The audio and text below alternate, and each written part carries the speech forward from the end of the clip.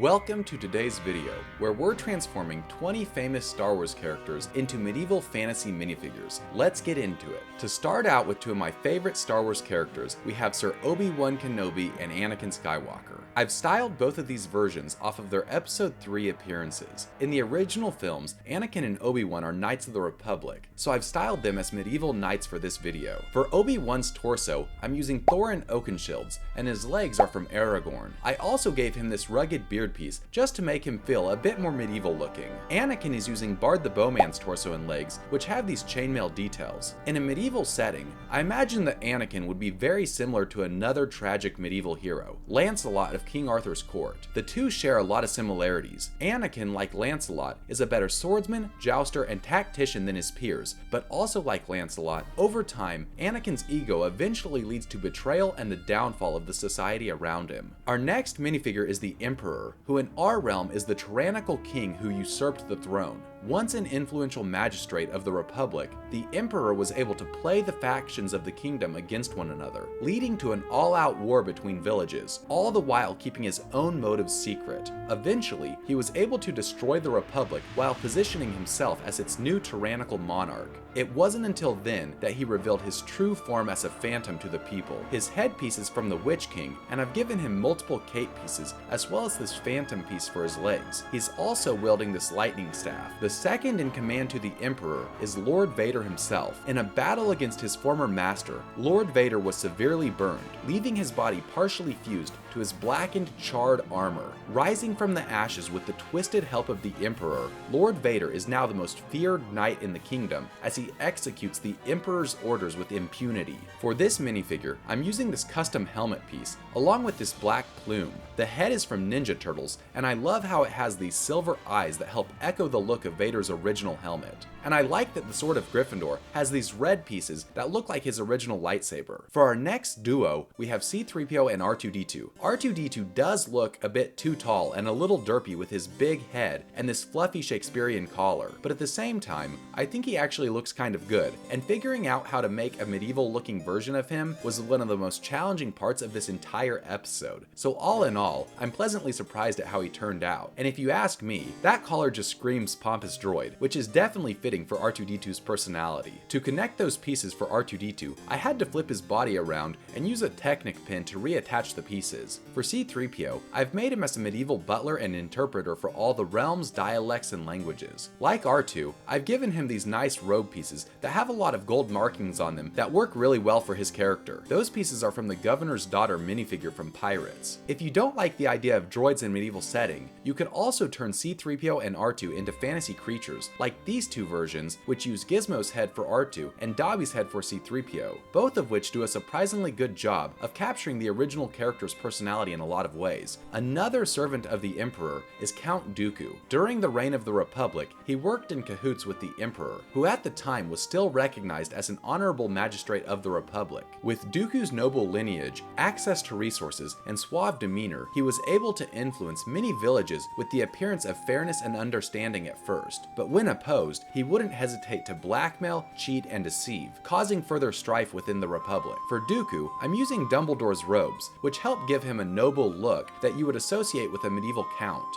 His hair is from Wonder Woman's cheetah. I also gave him this fencing sword, since Dooku is such a refined swordsman. If you're enjoying the video so far, please like it, as it will help me know if there is interest in a part 2 for this series. Next on our list is this medieval version of farm boy Luke Skywalker. Before his call to adventure, Luke spends his days in a peasant village where he tends the pigs, cleaning up their slop, and shepherding other animals. But he dreams of escaping his life as a peasant to go on an adventure like the Knights of the Old Realm. He's using Bjorn's torso and legs from The Hobbit, which give him the perfect look as a medieval peasant. Which leads us to our next minifigure, Old Man Ben Kenobi. Like in A New Hope, our version of Ben Kenobi lives a solitary life outside of the peasant village where he tends a small garden and lives as a shepherd. Living as a recluse, few of the other villagers take any notice of him. However, he was once a knight of the Old Realm, where he fought gallantly in many battles, even losing an eye. I wanted to include that detail in this minifigure since so many characters from epic stories have missing eyes, especially the ones who are considered to be old and wise. They've lost their physical physical sight over the years, but the wisdom they've collected has given them new sight that isn't physical. We see this with characters like Odin, mythology's Tiresias, the phrase justice is blind, and it's even brought up in Star Wars itself with characters like Chirrut in Rogue One and in Luke's training. So I thought it would be really fitting to incorporate it into the Ben Kenobi minifigure for our medieval realm. For quick notes, his shepherd's crook is custom, his head is Reinhardt's, and his hair is Vitruvius's from the Lego movie, who fittingly enough is another example of a blind sage. For another double entry, we have the two core princesses from the Star Wars universe, Leia and Padme. Both of these minifigures are, of course, styled as medieval royalty.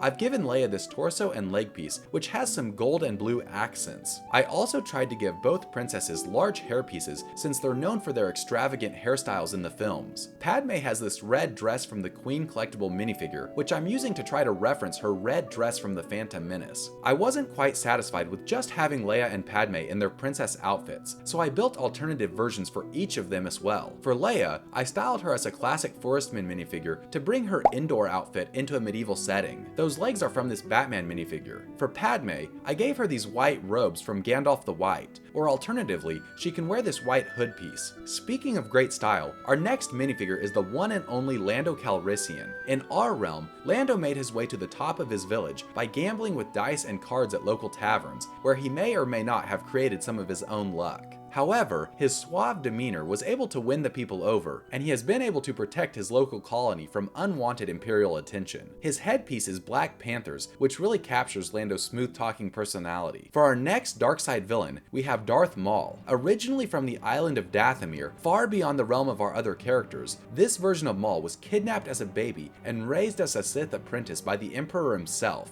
Subjecting him to all kinds of torture, the Emperor infused giant spider bones into Darth Maul's back in an effort to make the Sith even more deadly. This fantasy version is partially inspired by the spider-like version of Maul from the Clone Wars. Those spiky bone pieces can be found in a variety of different sets. I got mine from the Spider Bites Teenage Mutant Ninja Turtle figure. For a bonus fact, to this day, the original Darth Maul faceprint is one of the best in my opinion. The eyes are a bit small, but it does a better job of capturing Maul's cold, menacing appearance than a lot of the others, which sometimes end up making him look a bit too crazy. This is my version of Yoda, and I have to say, he is one of my absolute favorites for this series. I really didn't want to just reuse his original head mold piece since I'm trying to transform these characters and figured that it'd be a bit cheap to do that. However, I didn't know how I was going to get him to look anything like his original appearance since he's so unique and iconic. I first started with these Lord of the Rings goblin ears and then set out to find a headpiece to match, which I knew would be hard to do since LEGO has literally only ever made 24 pieces in that olive green color.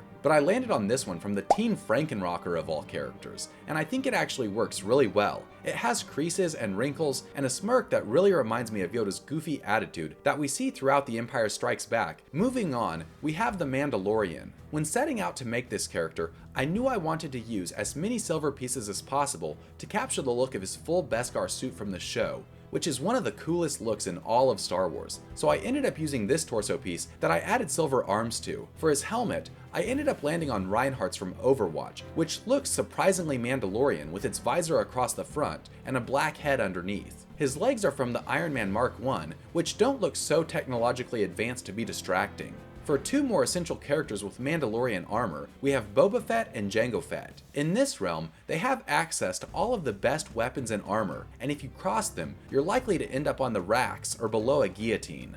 Both of them are using the classic castle style of helmets, each with a plume for their original colors. Additionally, I've given Boba Fett this full-size cape in the same color as his original shoulder pauldron.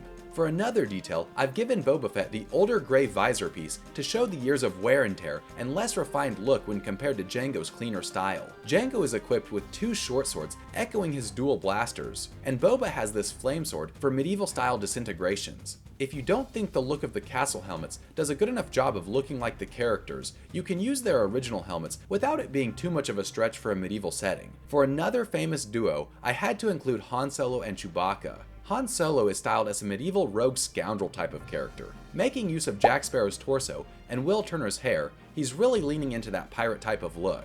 In a medieval setting, I imagine that him and Chewbacca would spend their days sailing the seas, smuggling goods, and seeking treasures as opportunities presented themselves. I gave Han a pirate saber and single-shot pistol.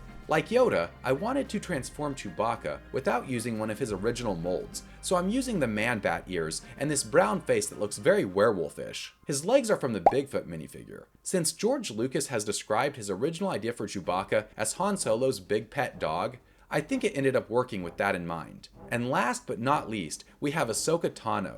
In the Clone Wars series, she ended up leaving the Jedi Order, becoming a wanderer without an established home or identity. Based on that, I've styled her as a wanderer you would encounter in a fantasy realm like Middle-earth. She's using Odin's torso from The Hobbit, along with this raggedy cape and legs. I've also given her this pouch where she can store supplies for her journey, and these two daggers are reminiscent of her dual-wielded lightsabers. For a bonus fact, for this medieval variant, I like this smaller version of Ahsoka's headpiece rather than the newer, larger version.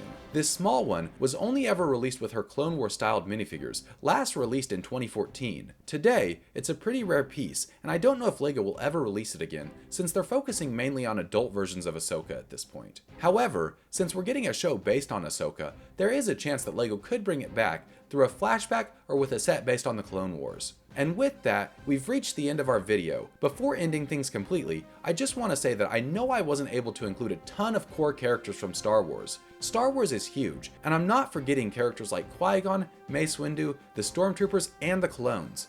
In fact, I've already ordered parts that I think are going to make great looking clones and Stormtroopers. So if this video does well, I'd love to make part 2. And until then, give me your suggestions for characters that you want to see included in the next episode in the comments. And until next time, see you later.